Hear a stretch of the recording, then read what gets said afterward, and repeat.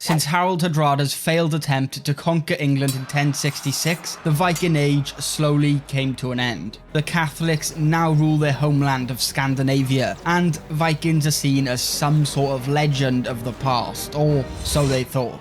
In 1337 AD, Tyke Haroldsson, one of the last remaining truly Norse rulers, desired to bring his Viking brothers back to power by settling the most fertile land, raiding the richest cities, and starting a new Viking age more powerful than ever before. But starting as just a weak count, next to a now Catholic and hugely powerful Sweden, he would have a long way to go. And this starter is part of the More Bookmarks Plus mod for those curious anyway. Also, if everybody watching this subscribed, I'd hit my goal and it would mean the world to me. Thank you. Anyway, first things we needed to get done was to go into the Marshall Tree and find a marriage. There wasn't exactly a lot of choice due to us being a pretty much extinct religion, so we had to just settle with whatever we could get. Then I sorted the council out and went straight into our first war of many. Taking it slow at first, just trying to unite the other small Norse rulers, and things went well, giving us our second county.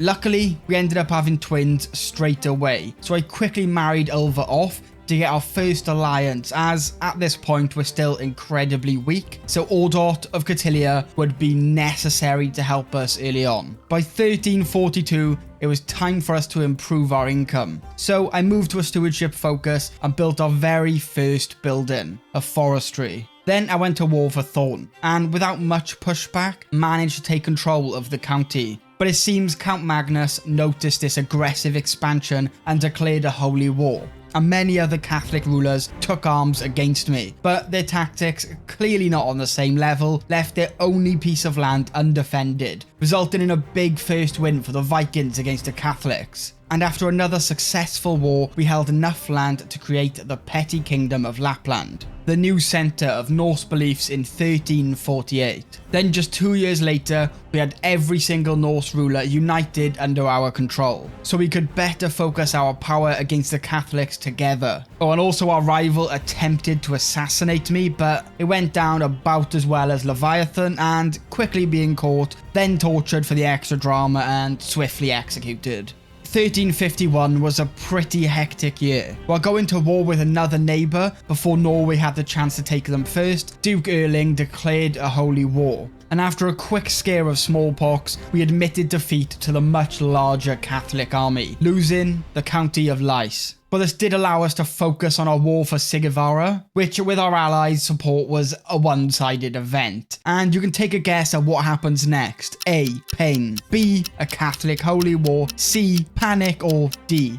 All of the above. And if you said D, all of the above, well done, you would be spot on. This time though, it's for all of my land. And I'm not going to lie, I thought it was already game over. But I called my ally, grouped up, and proceeded to go into the war that would decide the fate of the Vikings. Thankfully, it seemed the Catholics forgot just how powerful men wielding an axe in one hand and a beer in the other are, and Erling made the mistake of leading his army himself, allowing us to capture him and successfully fight off the Catholics again.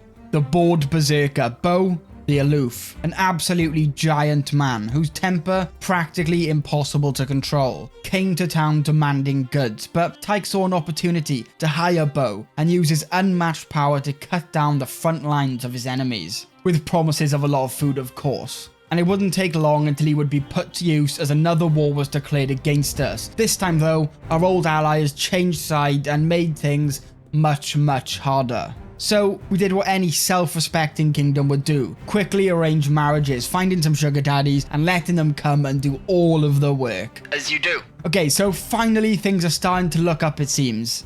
Wrong.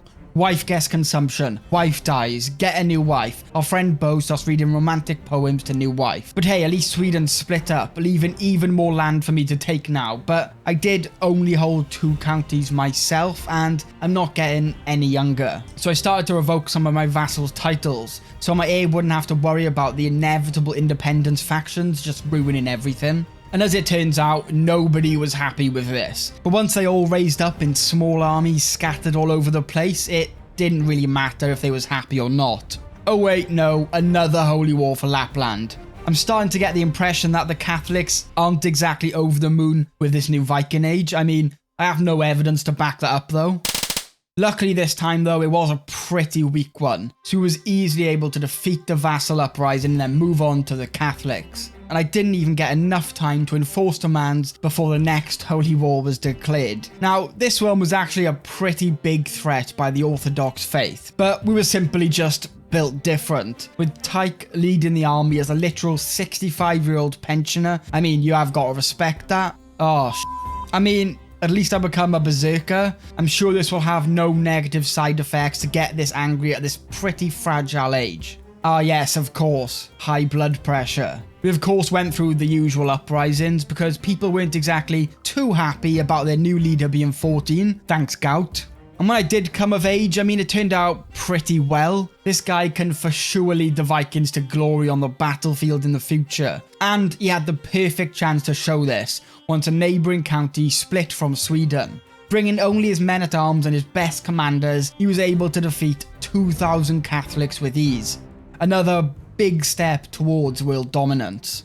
At this point, I was just thinking how useful it would be to build up my holdings, maybe even build some tax offices, but surprise, surprise, I got convinced by a blind artisan who wanted to make a chest for my throne room, so I just gave him all my money. Priorities. Finally, the big chance we have waited for. Sweden was ruled by a weak child. We may never get a better chance to actually get control of some of the coast, and Norland seemed like the perfect county. And after having control over the land and chasing down and defeating the Swedish troops, you may think the war is over. There's no hope for them to bring back a win now. And you'd be correct. The next few years were mainly just spent building, arranging important marriages, and most importantly, discovering bombards, the absolute best siege equipment that can take down castle walls in just a few hours. Although pretty expensive at 86 gold a unit, it's still definitely worth it though.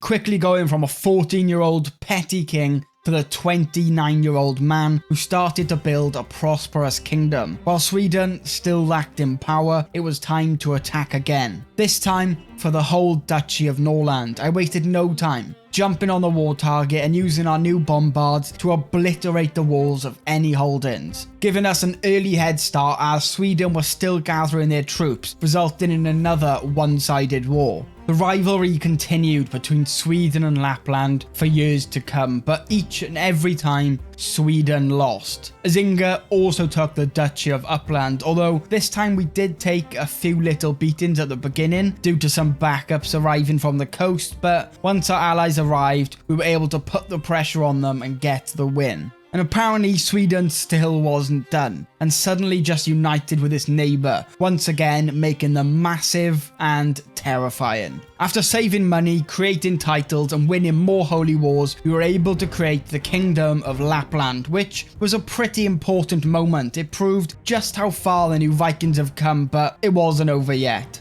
Even though Sweden was now much larger, it wasn't invincible. And as the final strike to get the most control back over Scandinavia, Inga went to war for the Kingdom of Norway. Sweden took the chance to jump on our capital, but sadly for them they were caught straight away, meaning the majority of their forces were either dead or retreating, allowing the Vikings to siege their land without much more trouble. And even with the help of King Richard of Scotland, Norway was now back under Norse control. Of course, this meant many very unhappy Catholic vassals, which meant a vassal war, which meant having to run around my land chasing smaller armies, running all over the place. But the good thing is, every person who fought was caught and had all of their titles revoked, making my life so much easier. But at this point we are pretty old, death is imminent, and France were looking pretty weak, and in some debt. And I think Brittany would be a pretty great spot to own, so yes, war. This time though, we got to do what the Vikings did best, sailing across the open seas, bringing terror to everyone they pass as their giant fleet makes its way to Lyon, instantly beginning their sieges while waiting for the French response, which comes sometime later, and to my surprise they boarded from the shores of Lyon too, but still, nobody has been able to hold back the Northman invasion. And after months of sieging, Francia has no other option than to submit. Now, at this point, I was feeling pretty confident we could take on anybody, as defeating France was a total power move, but we didn't have the domain limit to hold it all ourselves, so I gave Brittany to my nephew to rule. And then while celebrating the recent success doing a grand blot, I noticed my player rate become pretty awful, and in usual Crusader Kings fashion, I died before I had any chance to fix it. Thanks.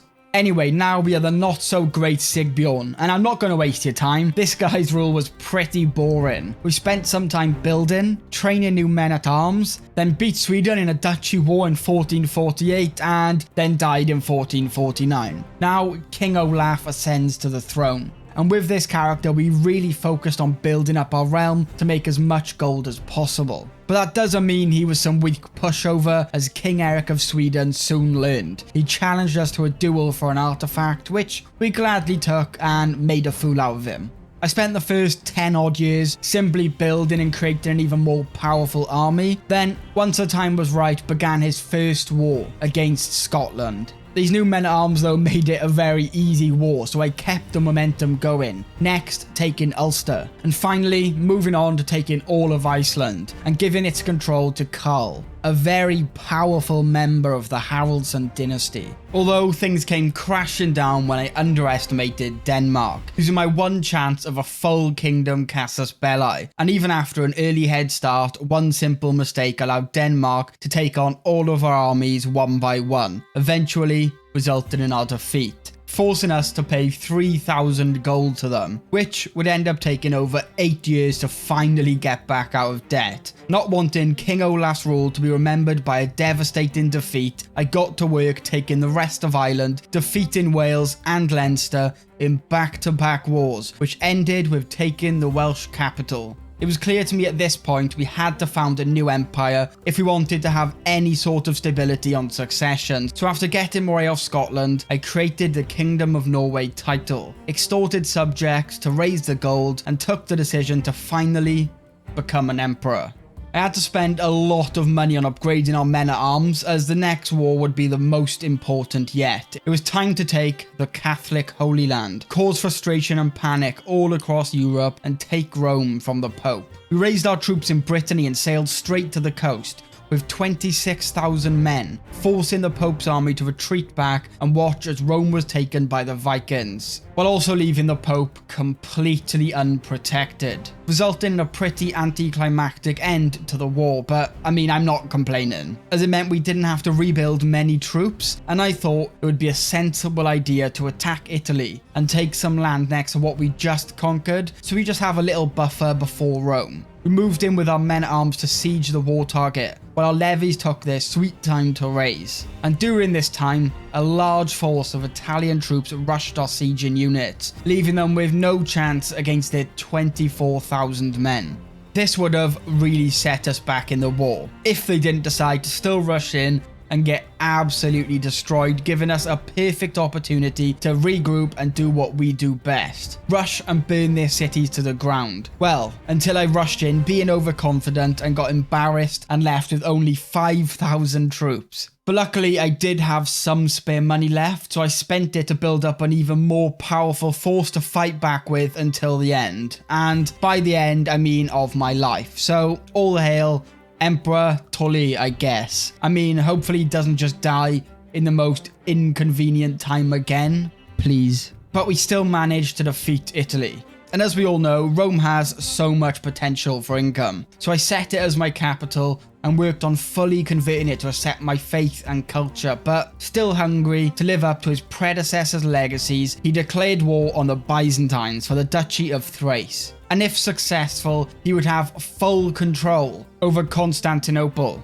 The Byzantines, of course, not being what they once were, didn't really give too much of a challenge. The main issue was the Liberty War, caused by all the unrest in the empire due to the little stability from all the deaths and war we've had. We was able to control the full war target and defeat their army in no time though, the main issue still being that Liberty faction. And by the time my troops would return home, already weakened and low on morale, so I decided the best thing would be to just surrender, lowering our crown authority and giving those who joined a weak hook. And then guess what? Yes, death once again. This time, we continue as Emperor Grim. Now, I'm unsure if his name just creeped people out, but pretty soon, somebody tried to assassinate me for attempting to take their own life. And of course, I couldn't just let him go that easy. First, I had to revoke all his titles for tearing his ribs into blood wings, as you do.